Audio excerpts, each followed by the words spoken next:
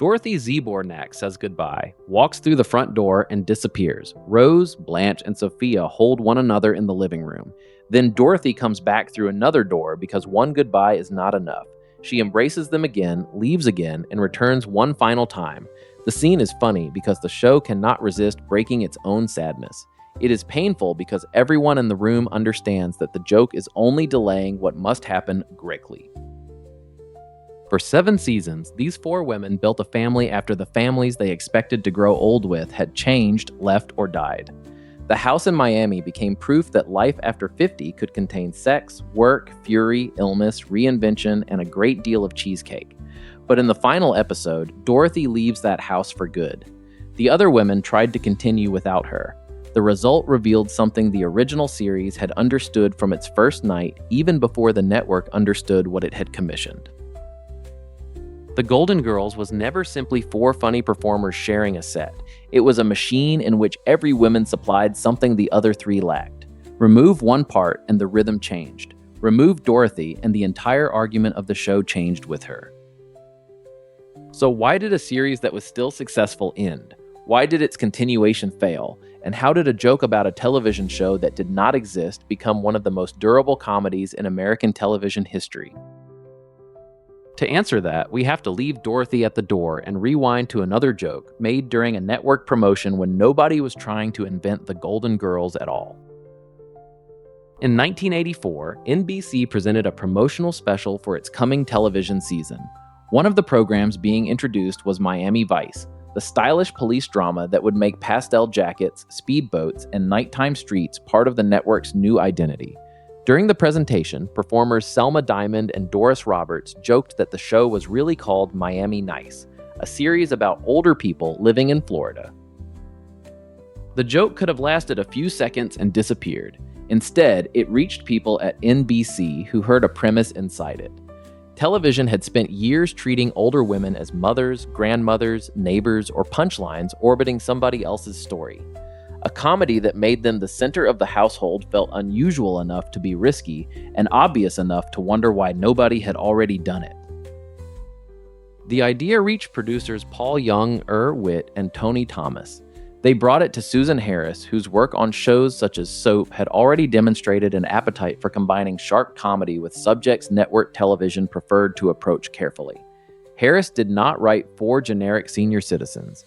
She wrote women who had already lived enough life to arrive with histories, disappointments, marriages, children, sexual confidence, and settled opinions. That distinction mattered. The series would not be about discovering adulthood. These women had already done what American culture told them adulthood was supposed to include. They had married, raised families, cared for husbands, built careers, and watched those arrangements change. The new question was what happened afterward. Dorothy was a substitute teacher from Brooklyn whose husband Stan had ended their long marriage for a younger woman. She was intelligent, intimidating, wounded, and equipped with a stare that could make another character reconsider the previous 30 seconds of conversation. Rose was a widow from Saint Olaf, Minnesota, with a sincere heart, an unpredictable mind, and stories that seemed to begin generations before reaching a point. Blanche owned the Miami house. She was a widow too, but she refused to let widowhood become celibacy, invisibility, or surrender. Sophia was Dorothy's mother, a Sicilian immigrant whose age had stripped away whatever restraint she might once have possessed. Even this familiar arrangement did not arrive fully formed. The pilot included Coco, a gay cook played by Charles Liven. His presence made sense in an early version of the household, but the live response to Sophia and the strength of the 4 women made another permanent character unnecessary. Coco disappeared after the pilot.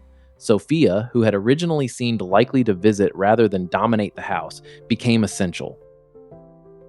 The casting could also have produced a very different series. Betty White had spent years playing Sue Ann Nivens on The Mary Tyler Moore Show, a cheerful television homemaker whose smile concealed an aggressive sexual appetite. That history made White an apparent fit for Blanche. Rue McClanahan, who had played the sweet and scattered Vivian on Maude, seemed suited to Rose. Director Jay Sandrich recognized the danger. If White played Blanche and McClanahan played Rose, both women would be repeating versions of roles viewers already knew. The actresses switched. McClanahan turned Blanche into a woman whose vanity was theatrical, but whose desire was never treated as an expiration date error. White made Rose innocent without making her empty. Rose could misunderstand a sentence and still understand a person more clearly than anybody else in the room. B. Arthur was the more intimidating problem. The pilot script reportedly described Dorothy in terms that already suggested Arthur, but Arthur did not immediately see the appeal of returning to a role that might resemble Maud. McClanahan, who had worked beside her on Maud, helped persuade her. Arthur brought something the ensemble needed before it had filmed a single episode: authority. Dorothy could stand in the middle of absurdity and make the audience feel that reality still existed. Estelle Getty had the least television fame of the four. She had worked for decades and found a major stage breakthrough in Torch Song Trilogy, but she was not an obvious network star. She was also slightly younger than Arthur while auditioning to play her elderly mother. Getty transformed herself with clothing, posture, voice, and makeup. After earlier tests failed to age her convincingly, she returned determined to look like the woman the role required.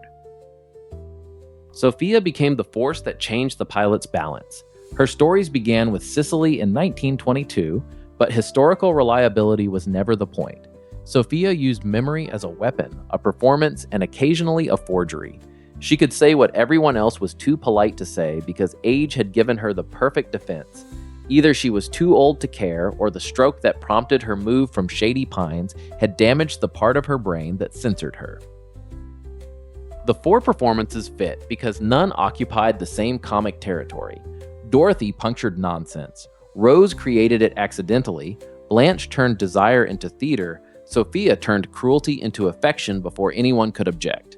A line written for one woman could not simply be handed to another. The writers learned that Rose could wander through a Saint Olaf story, while Dorothy's silent reaction earned the largest laugh. Blanche could inflate a romantic achievement until Sophia reduced it with one sentence.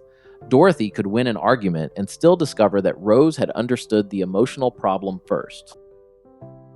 The pilot begins with Blanche preparing to marry a man who will supposedly remove her from the shared household. That possibility immediately tests the new family before viewers have fully met it. Dorothy and Rose worry about where they will live. Blanche believes she has found another conventional ending. Then the groom is exposed as a bigamist and arrested before the wedding. The plot restores the house, but it does something more important. It establishes that these women are not temporary roommates waiting for men to make their lives complete. Men can enter, matter, disappoint them, and leave. The household survives because its deepest commitment is already inside it. Audiences responded immediately. The show did not require a season to find its chemistry or several years to persuade viewers that older women could lead a hit comedy. It entered NBC's Saturday schedule with a clear voice, and the industry recognition followed. Across its run, the Golden Girls received 68 Emmy nominations and won 11. Each of the four leading performers won an acting Emmy for her work on the series, an achievement that confirmed how completely the comedy depended on the ensemble rather than one designated star. Success did not remove the premise's difficulty. It created a weekly obligation to make the same house feel alive without allowing the women to become four collections of catchphrases. The solution was a structure that looked simple enough to imitate. Introduce a problem, send the women through separate reactions, gather them in the kitchen, and let food create the space for honesty. Cheesecake became the famous part, but the food was less important than the table. The kitchen allowed the characters to stop performing for employers, dates, doctors, children, and strangers. A crisis could be translated into memory. One woman would describe what happened. Another would tell a story from her marriage. Rose would begin in Saint Olaf. Sophia would return to Sicily. By the time the plate was empty, the original problem had become part of a much longer female history. The stories also solved an exposition problem. These characters arrived with decades the audience had never seen.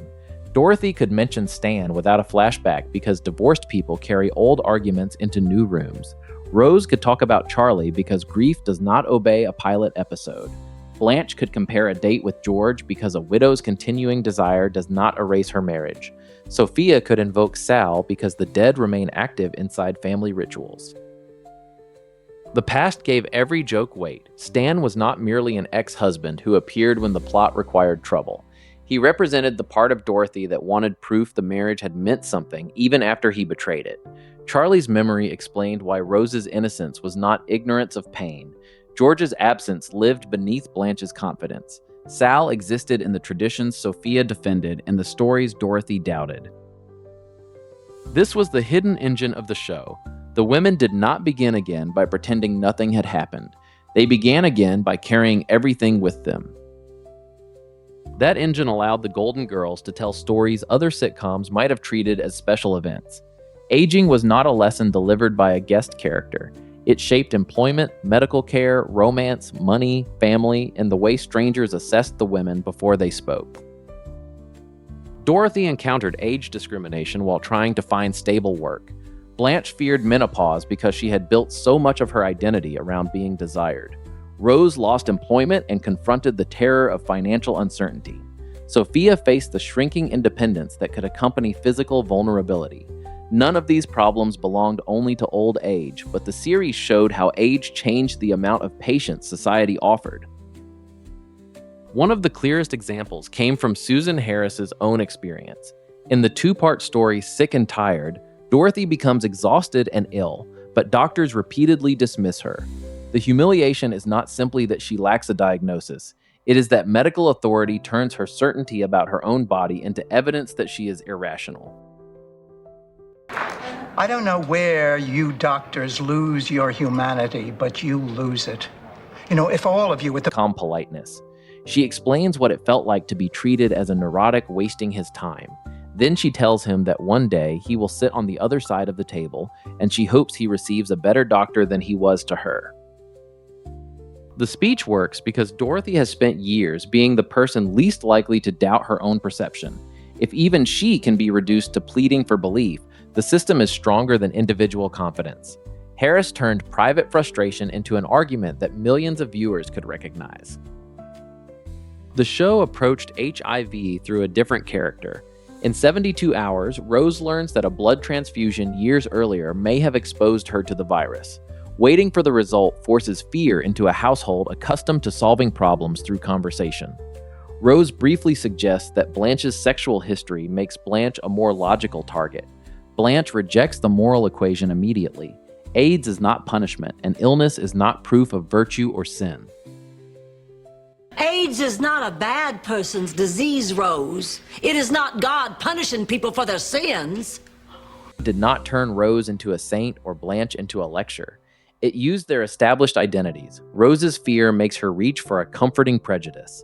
Blanche, the woman most often judged for her sexuality, recognizes the cruelty inside it. I wanted everybody to know. That's what Doug and Clayton want, too. Everyone wants someone to grow old with, and shouldn't that... With Rose in Isn't It Romantic? The comedy comes from Rose's unawareness and Blanche's confusion, not from treating Jean as a threat. Later, Blanche struggles when her brother Clayton comes out.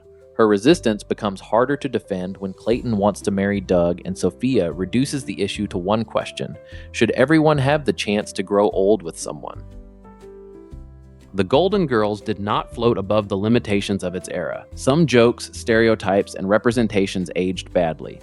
The episode Mixed Blessings was later removed temporarily from streaming because a scene involving mud masks was misread outside its context, while the episode's own treatment of an interracial marriage still carried assumptions worth examining. The honest legacy is not that the series was always correct. It is that it repeatedly used a mainstream family sitcom to put subjects on the table that many programs avoided. Homelessness received an unusually bleak treatment in Brother, Can You Spare That Jacket? The women pursue a winning lottery ticket accidentally given away inside a jacket, and enter a shelter where the search becomes morally embarrassing. Their personal inconvenience collides with people whose entire lives have been reduced to uncertainty. The episode does not solve homelessness with a speech. It changes what the ticket means and asks whether good fortune can remain private after suffering becomes visible.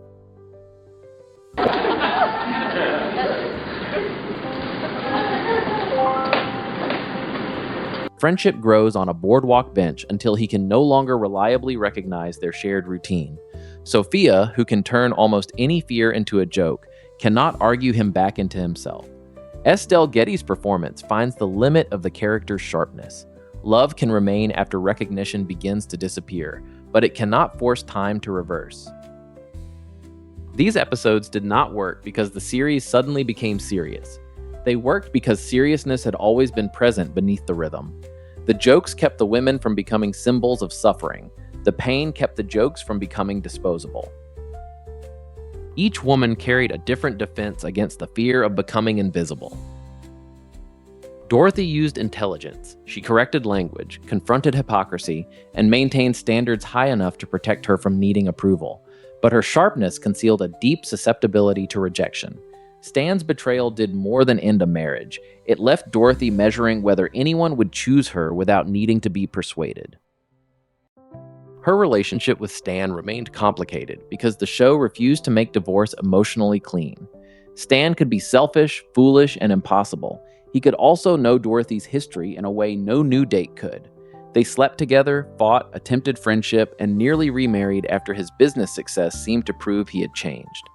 Dorothy ultimately recognized that familiarity was not the same as safety.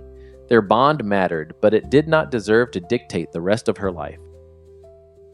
Rose used optimism. Saint Olaf stories made her look detached from ordinary logic, yet her emotional judgment was often exact. She volunteered, cared for animals, competed with startling intensity, and missed Charlie without allowing grief to turn the future into disloyalty. Her later relationship with Miles gave her companionship and conflict, including the revelation that he had lived under another identity in witness protection. Even the show's most innocent character discovered that love after loss could demand risk.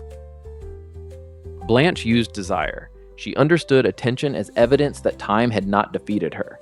The series enjoyed her confidence, but it also tested what happened when attention disappeared or arrived in a form she had not expected.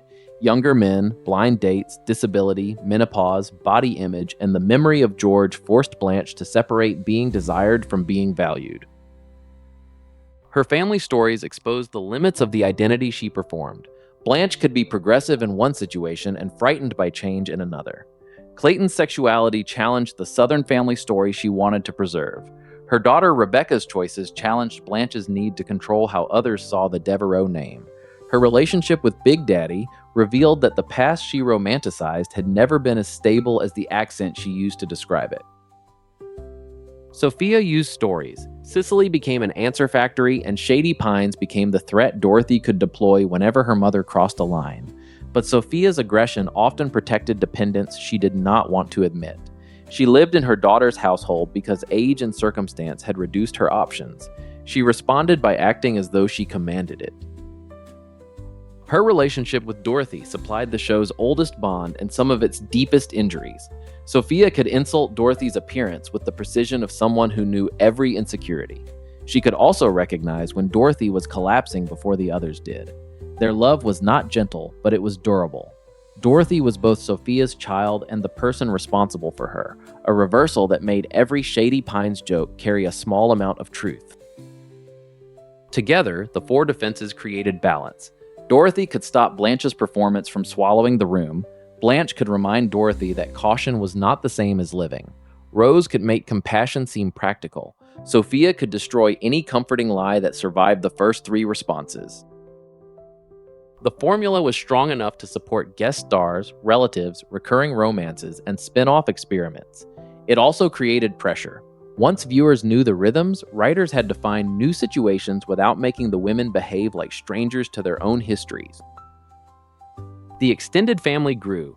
Stan returned as both disruption and evidence of Dorothy's unfinished past. Sophia's siblings and children complicated the stories she told about Cicely and motherhood. Blanche's children challenged the freedom she claimed to support. Rose's family exposed the distance between Saint Olaf mythology and the people who had actually lived there. Recurring characters worked best when they acted as stress tests rather than replacements for the household. Stan could walk through the door and instantly change Dorothy's posture. She knew his tricks, his weakness, and the exact history behind every excuse. That familiarity made him funny, but it also made him dangerous. A stranger could disappoint Dorothy once. Stan could reopen a disappointment that had lasted 38 years. Her dates tested a different question. Dorothy wanted romance, but she refused to perform helplessness in order to receive it. The series repeatedly placed her between the desire to be chosen and the refusal to accept a choice that diminished her. That tension made Lucas effective in the finale. He did not complete a woman who had been waiting unfinished. He arrived after 7 seasons in which Dorothy had learned that loneliness was preferable to surrendering her judgment. Miles gave Rose a different kind of test. Their relationship allowed Rose to love someone without pretending Charlie had never existed. When Miles's hidden past complicated the romance, Rose had to confront deception without losing the openness that defined her. The point was not that innocence protected her, it was that she could learn disturbing information and still make a deliberate choice about trust. Blanche's romances were more numerous because abundance was part of the character's mythology, yet the most revealing men were often the ones she could not easily turn into proof of her desirability. George remained powerful precisely because he was absent. Big Daddy carried the authority of the Southern childhood Blanche kept polishing into legend. Clayton forced her to discover that professed sophistication could collapse when change entered her own family. Sophia's past arrived through Sal, siblings, old friends, and the contradictions inside her own stories. A flashback or visitor could confirm one detail and destroy another. This kept Cicely from becoming only a collection of punchlines. Sophia had not simply appeared at Shady Pines as an old woman. She had migrated, married, raised children, survived loss, made compromises, and edited the record afterward. The guest characters mattered because the house judged them collectively. A man dating one woman effectively dated the family. A relative arrived expecting an old hierarchy and found 3 witnesses ready to challenge it. Nobody entered Blanche's home as a neutral presence. The ensemble observed, interrupted, compared notes, and decided whether the visitor belonged inside the temporary circle of trust. This turned the familiar sitcom parade of guest stars into a story about boundaries. The front door admitted possibility, but the kitchen determined meaning. Some visitors left the women changed. Others revealed how much the women had already changed one another. The strongest episodes never allowed a guest to become more important than the reaction created among the 4 leads. That rule also protected the central friendship from romance. The series did not argue that men were irrelevant. It argued that a romantic relationship was not automatically the highest relationship in the story. A date could be exciting. A marriage could transform a future. But the women at the table remained the people who would examine what happened after the door closed. The show also expanded its Miami world. Empty Nest emerged from the same production family after an earlier backdoor pilot attempt was substantially reworked. Characters crossed between programs, and Sophia eventually moved into that series after the original Golden Girls continuation ended. The success of the household had become large enough to generate a small television neighborhood. Behind the scenes, the writing staff evolved.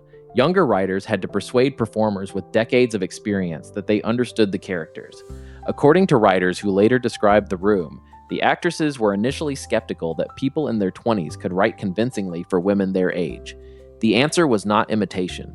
It was learning the internal rules of each performance so thoroughly that a Dorothy look, a Rose story, a Blanche confession, or a Sophia interruption felt inevitable rather than interchangeable.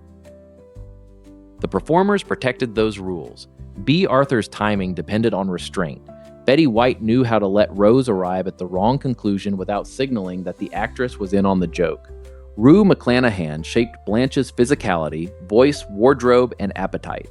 Estelle Getty turned fear about remembering lines into a character whose verbal attacks seemed dangerously spontaneous. Their professional styles were not identical, and later accounts have often reduced those differences to stories of feud. The more useful fact is visible on screen. Whatever tensions existed away from the cameras, the ensemble maintained an exacting shared rhythm when the scene began. Chemistry did not require 4 identical personalities. It required 4 professionals who understood what the scene needed from one another. The rhythm was supported by a production design that made conversation feel active. Most episodes returned to a small number of familiar spaces, but those spaces served different emotional jobs. The living room was public. Dates arrived there, relatives made entrances there, and arguments could be staged with all 4 women facing one another. The lanai opened the household toward Miami and gave private conversations a little air. The bedrooms allowed a character to stop being 1/4 of the ensemble and reveal the fear beneath her public role. The kitchen was different. It was where performance broke down. A woman could enter with a problem she had tried to manage alone, open the refrigerator, and discover that the other three were still awake. The table arranged the cast so reactions became as important as dialogue. Dorothy did not need another line if B. Arthur could look across a cheesecake. Rose could begin a story while the camera preserved Blanche's disbelief and Sophia's impatience. The audience learned to watch the listeners because the listeners often completed the joke. That visual grammar helped the series handle long scenes without feeling static. A character entered with one understanding of her problem. The others interrupted, moved, ate, challenged the premise, and supplied memories. By the end, the room looked almost unchanged, but the emotional arrangement had shifted. The show turned sitting around a table into action because every response altered who held authority. Costume performed a similar function. Dorothy's long jackets and strong silhouettes gave B. Arthur physical command before she spoke. Rose's sweaters and softer palette supported warmth, then made flashes of competitiveness funnier because aggression emerged from the least aggressive visual package. Blanche's clothes announced that she expected to be seen. Sophia's glasses, handbag, cardigans, and practical dresses made her look harmless until she opened her mouth. The clothes were not merely labels. They helped the actresses control surprise. Blanche could enter dressed for seduction and reveal genuine grief. Dorothy could look like the room's judge and become the person most vulnerable to romantic rejection. Rose could appear gentle and become ruthless during a competition. Sophia could resemble a conventional grandmother while delivering the least conventional sentence NBC would allow. The live studio audience completed the system. The performers could feel when a pause needed another fraction of a second, when a reaction had already earned the laugh, or when a serious moment needed protection from the next joke. B. Arthur was especially powerful in silence. A weaker production might have filled that silence with dialogue. The Golden Girls trusted the audience to understand that Dorothy's stare was dialogue. That trust also explains why the emotional turns rarely felt like lectures. A serious speech was usually surrounded by behavior specific to the character delivering it. Blanche could make an argument for dignity while remaining vain. Sophia could defend compassion while insulting somebody. Dorothy could demand justice and still expose her own pride. Rose could make the morally clearest observation after misunderstanding the conversation that produced it. The writers were not simply assigning opinions. They were asking which woman would resist the lesson, which woman would recognize it first, and which defense would have to fail before the episode could end. That is why the same basic set could sustain 180 episodes. The furniture stayed in place. The balance of power did not. The 7 seasons did not form a single unchanging stretch. The first year established the household by repeatedly threatening to break it apart. Blanche nearly married in the pilot. Dorothy confronted Stan's return. Rose considered romance after Charlie. Sophia tested whether moving into the house made her a guest, a dependent, or the person secretly in charge. Each threat ended with the same discovery. Living together was not an emergency arrangement, it was the new foundation. The first season also proved how much tonal distance the format could cover. A Little Romance brought Rose's new boyfriend, Dr. Jonathan Newman, to dinner and allowed the others' frantic effort to avoid discussing his height to become more embarrassing than anything he did. The heart attack trapped the women inside the fear that Sophia might be dying while a storm delayed help. The flu sent all 4 leads into an awards night competition while sick, giving the performers a physical comedy showcase without leaving the household. In Bed of Roses began as a joke about Rose's active romantic life and turned into the shock of a man dying in her bed. These stories trained the audience. A Golden Girls episode might begin with a dating misunderstanding and end with grief. It might begin with fear and find comedy inside waiting. The transition did not feel like a genre change because the same women carried both tones. Season 2 arrived with the confidence to push harder. End of the Curse made Blanche's menopause more than a biological plot point.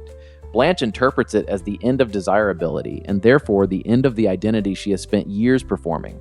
The others can reassure her, but the real movement occurs when Blanche recognizes that womanhood cannot be reduced to fertility or the attention of men. Isn't It Romantic used Jean's feelings for Rose to place a lesbian character inside the emotional center of the story, rather than outside it as a warning or spectacle. The comedy belongs to the household's reactions, especially Blanche misunderstanding the word lesbian as Lebanese. Jean's dignity remains intact. The episode asks whether friendship can absorb an unreturned love without making the person who feels it ridiculous. The season also deepens Sophia. Old friends would come later, but stories such as It's a Miserable Life already demonstrated that Sophia's age did not exempt her from conflict or responsibility. When the hostile neighbor Frida Claxton dies during an argument, the women have to organize a funeral for someone almost nobody liked. The problem begins as guilt and becomes a question about whether an unpleasant life still deserves acknowledgement. Season 3 expanded the world outside the house. The women worked, traveled, joined organizations, dated people with complicated lives, and dealt with relatives who carried older versions of themselves into Miami. Dorothy's children, Michael and Kate, revealed that being a mother did not become simple because the children were adults. Blanche's daughter, Rebecca, forced Blanche to confront both body prejudice and the limits of parental control. Sophia's siblings made her Sicily stories answerable to witnesses. Mixed Blessings centered on Michael's marriage to Lorraine, an older black woman who was pregnant. Both families arrived with objections, and the episode used their mirrored disapproval to expose how quickly concern for children can become control. Some of its comedy and language remain tied to 1988, but the central conflict refuses to let either family treat prejudice as wisdom merely because it is spoken by a parent. The third season also contained The Artist, in which the women discover they have been dating the same sculptor, and Grab That Dough, which turns a game show appearance into a study of how quickly loyalty collapses when cash and public embarrassment enter the room. These lighter episodes mattered. If every installment carried a social issue, the characters would become delivery systems. Farce preserved their selfishness, vanity, competitiveness, and capacity to behave badly, for reasons that did not need historical importance. Season 4 tested the boundaries between family loyalty and personal independence. Clayton's visit in Scared Straight forced Blanche to confront her brother's sexuality. She could accept gay people in theory more easily than she could rewrite the future she imagined for her own family. Sophia and the others recognize the contradiction before Blanche does. The episode does not complete her education, which is why Clayton's later return with Doug matters. Acceptance is shown as a process that can fail, resume, and demand more. Sophia's stories grew more vulnerable too. In The Days and Nights of Sophia Petrolo, the other women assume Sophia's ordinary day consists of wandering around town. The episode reveals that she volunteers at a hospital and forms connections the household knows nothing about. Sophia has a life outside being Dorothy's mother. The discovery corrects both the characters and the audience, who have grown comfortable treating her as the person waiting in the kitchen with an insult. Season 5 brought Dorothy's medical struggle into the center with the two-part Sick and Tired. Her eventual diagnosis offered vindication, but the confrontation with the dismissive doctor supplied the real payoff. Naming an illness could not return the dignity taken from her. Speaking directly to the person who dismissed her allowed Dorothy to reclaim the authority he had denied. Season 5 pushed the show's public issue confidence further. 72 Hours placed Rose inside the fear surrounding HIV. Not Another Monday confronted suicide through Sophia's friend Martha, who asks Sophia to remain with her while she ends her life. Sophia refuses to abandon her, but she also refuses to pretend the request is merely a philosophical debate. The scene depends on two older women discussing pain without a younger authority arriving to translate it. The season's most formally playful episode, The President's Coming, The President's Coming, used the possibility of a presidential visit to send the household into chaos. That kind of scale sat beside intensely private stories because the series understood its home as a stage on which national attitudes and small humiliations could become equally disruptive. Season 6 showed the characters confronting the cost of the identities they had built. Blanche's brother returned in Sister of the Bride with plans to marry Doug. Blanche could no longer treat Clayton's sexuality as information she tolerated privately. She had to decide whether her idea of family could include his public commitment. Sophia's argument reduces the politics to companionship and aging, the exact territory Blanche understands when it applies to herself. Dorothy and Stan approached remarriage in There Goes the Bride.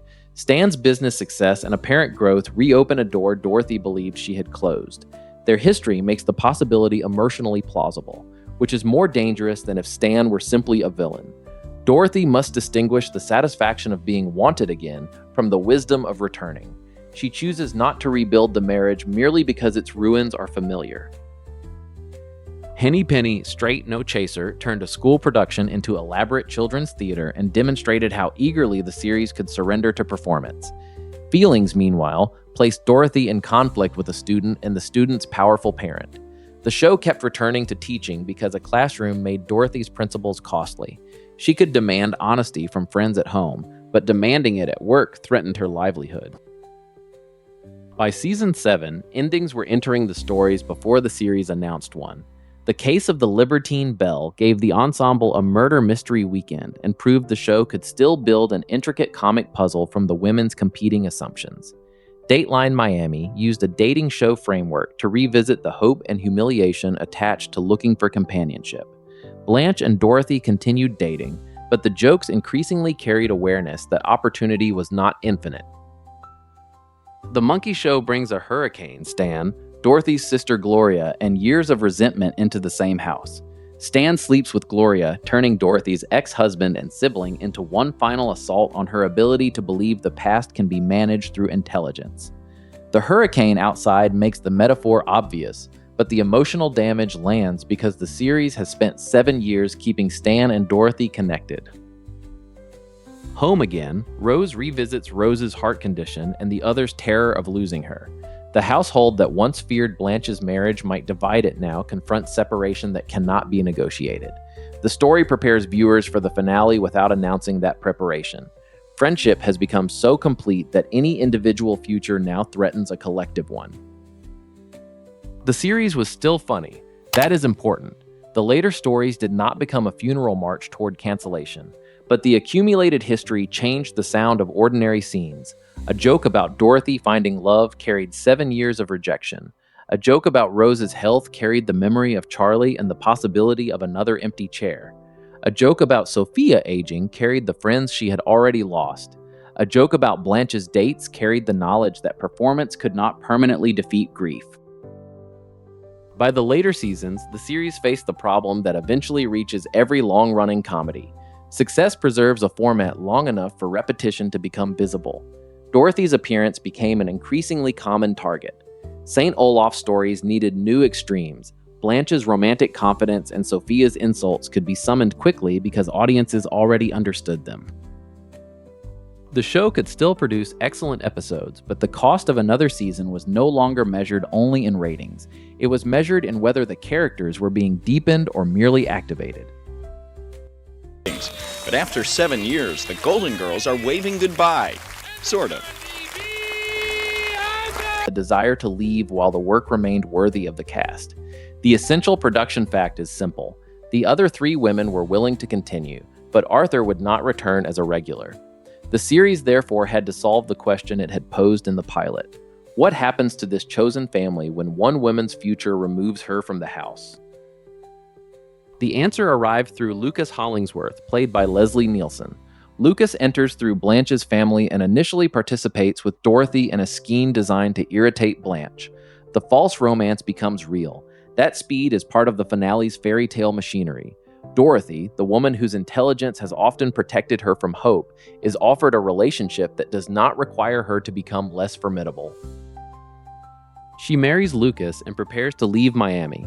Sophia chooses to remain with Rose and Blanche, removing the possibility that Dorothy's departure will simply relocate the mother-daughter unit. The household is not destroyed, but it is permanently rearranged Sophia. Dorothy, is this goodbye? Embraces them, leaves, and returns again. B. Arthur's control makes the scene devastating because Dorothy has spent 7 seasons using control as armor. Now language cannot complete the task. Every exit feels false because the relationship remains true. The finale drew more than 27 million viewers. Its scale reflected the bond the series had built, but the ending also protected the original thesis. A show arguing that life continues after expected endings could not finish by suggesting these women's lives were over. Dorothy's marriage was another beginning. The grief belonged to the shape of the family changing, not to the family becoming meaningless. NBC's series ended, but the remaining characters continued on CBS in the Golden Palace. Rose, Blanche, and Sophia sold the house and invested in a Miami hotel. The new setting introduced a staff and a workplace engine intended to replace the domestic balance Dorothy had supplied. The continuation lasted one season. Its failure was not proof that White, McClanahan, and Getty had lost their abilities. It demonstrated how specifically the original ensemble had been constructed. Dorothy was more than the sarcastic one. She was the household's resistance. Her skepticism gave Rose's innocence a surface to strike. Her discipline gave Blanche something to rebel against. Her history made Sophia a mother rather than only an insult machine. Without Dorothy, the remaining traits did not cancel and complete one another in the same way. A hotel could create plots, guests, and workplace pressure, but it could not manufacture the missing relationship. The title had changed because the form had changed. The Golden Palace was a sequel to the characters, not a continuation of the original chemistry.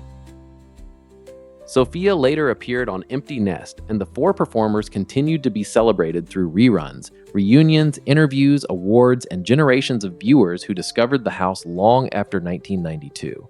The show found especially powerful afterlives among women who recognized how rarely television had centered aging without pity, and among gay audiences who recognized a chosen family making room for people after conventional structures had rejected or underestimated them. That legacy was not created by progressiveness alone. Viewers returned because the series was funny enough to become habitual. Dorothy's stare, Rose's stories, Blanche's confidence, Sophia's threats, the kitchen table, the lanai, and the opening song created the comfort of repetition.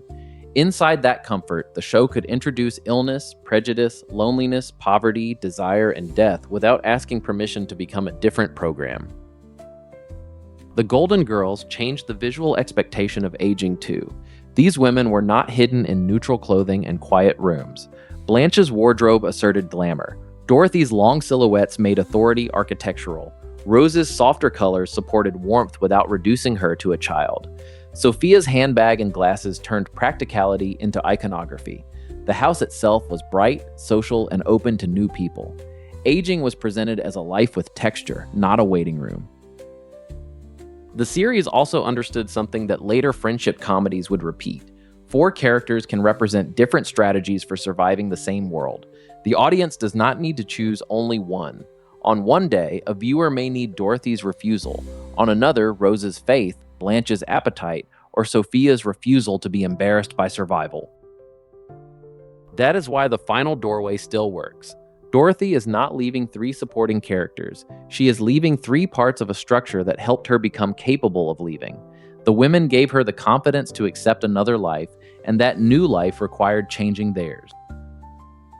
The joke at the NBC promotion imagined that older people in Miami might be funny. Susan Harris and the cast found the larger truth hiding inside it.